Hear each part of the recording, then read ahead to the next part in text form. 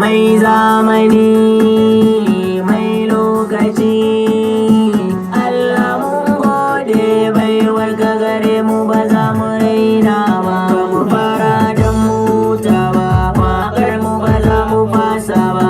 Mai yin kallon mawaƙi a bashi da da'a ne yayo zamba.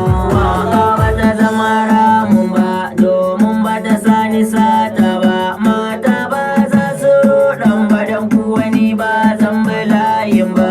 Mawaƙi ba masaki ba, matoke ba madinki ba, mota ba ta fi jirgi ba.